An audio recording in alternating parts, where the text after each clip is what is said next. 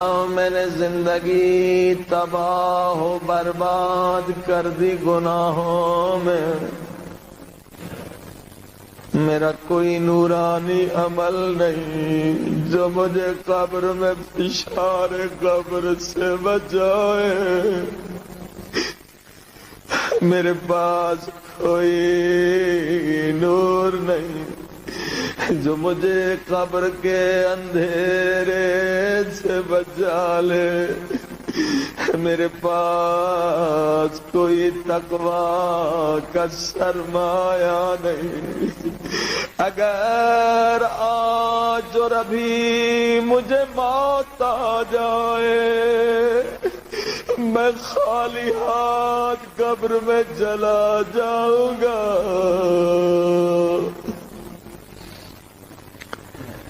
میرے اللہ، تیرے پیارے نبی نے فرمایا ہے قبر روزانہ ندا دیتی ہے،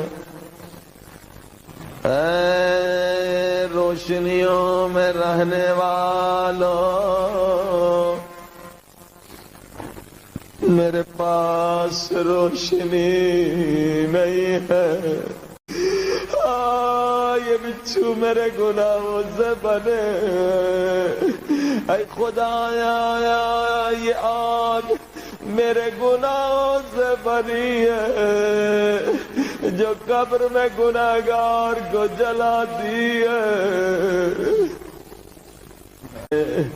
اے خدا میرا دل اس قدر سخت ہے کہ مجھے اپنے گناہوں پہ رونا بھی نہیں آتا۔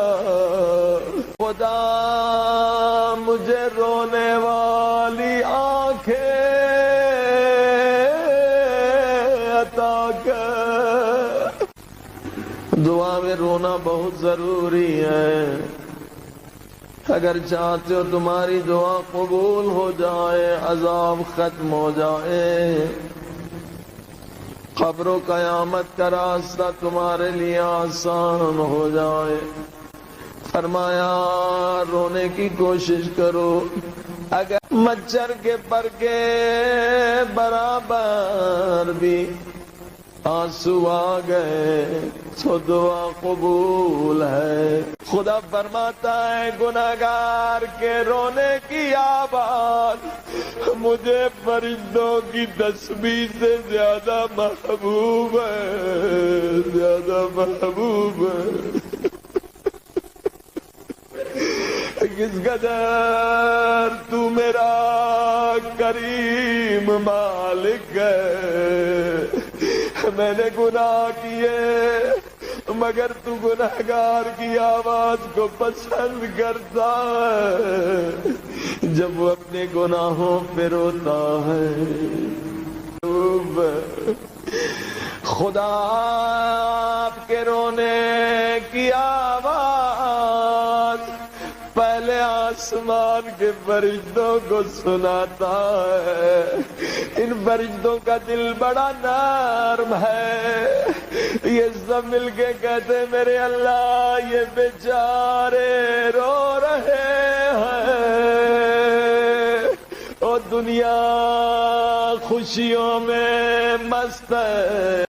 تیرے رونے کی آواز دوسرے آسمان کے فرشتوں کو سناتا ہے، وہ بھی دعا مانگتے میرے اللہ علی کے صدقے میں انہیں بخشے دے، علی کی دعا پڑھ رہے ہیں۔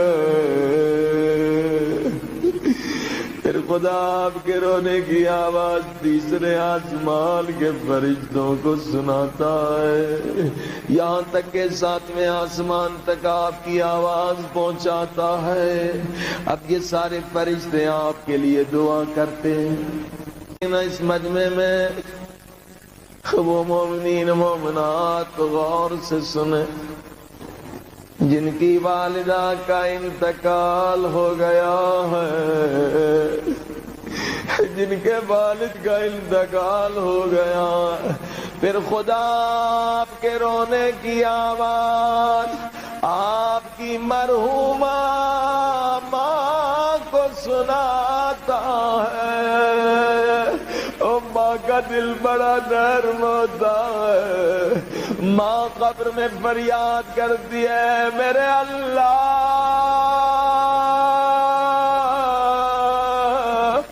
میرا بچہ رو رہا ہے, میری بچی رو رہی ہے, میرے بچے کے گناہ بخش دے,